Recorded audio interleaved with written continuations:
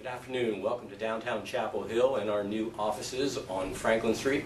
I'm going to bring you our first video newsletter. We will attach this newsletter to the video here after I give you a little bit of a preview to what we're going to talk about or what you're going to learn when you read the article.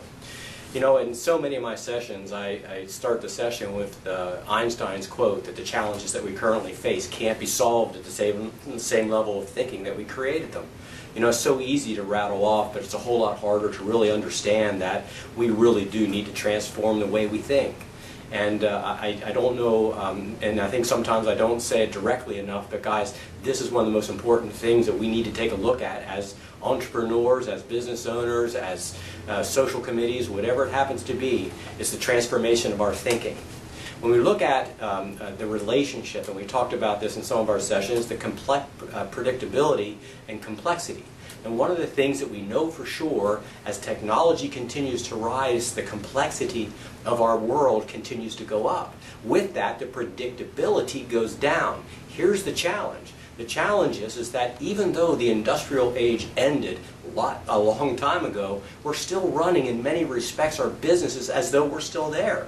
And the hallmark, at least we know about the industrial age, is the hallmark to that is compliance. In other words, everybody follows the rules, everybody does their task, just play your role and we'll be successful. Doesn't work anymore. Today, the only solution to this, and hear me say this, is creativity and innovation. And the question that we need to ask as business owners is, are we releasing that in our people? Are we creating the conditions around compliance or the industrial age? Or have we really moved our strategies into the knowledge area where we're promoting creativity and innovation? Here comes the newsletter.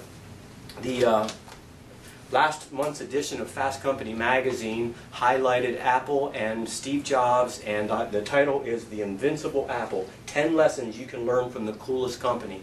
Well, you know, the title's pretty neat in itself, but here's what I want you to take home or pay attention to, is that May 26, 2010 is a huge day in our business history in this country, because May 26, 2010 was the day that Apple surpassed, think about this, Apple surpassed Microsoft in market cap. And not even that. I mean, there's even more. I mean, you figure that Apple is now the number one tech company in the universe and the number 2 company in the United States, right behind, guess who? ExxonMobil. Pretty big company in itself.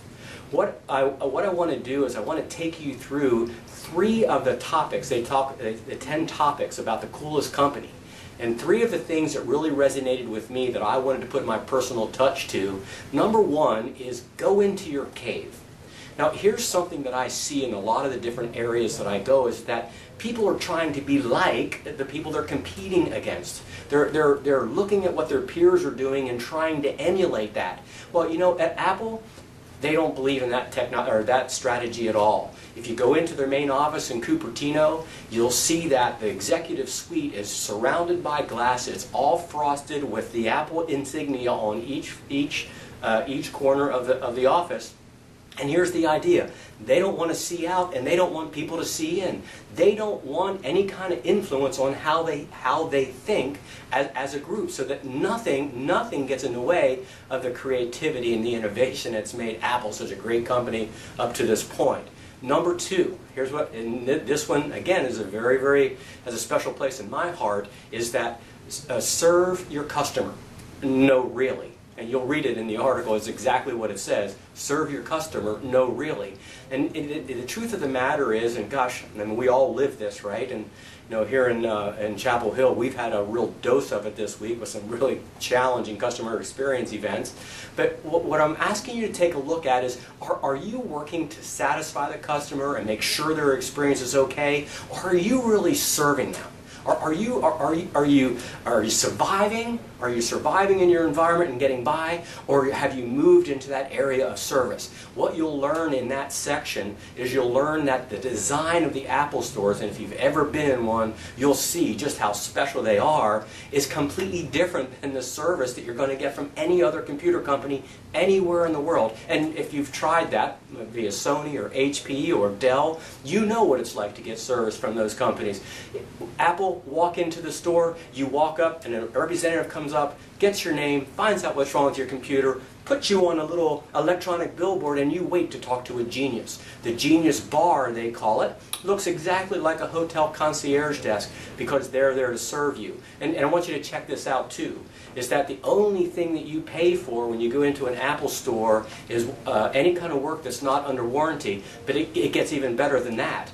Apple gives their geniuses, not 90, 80, or 75, 100% autonomy to make the decision if they want to cover it under warranty or not. That's a lot of autonomy, and I just love that kind of freedom that they're giving their employees.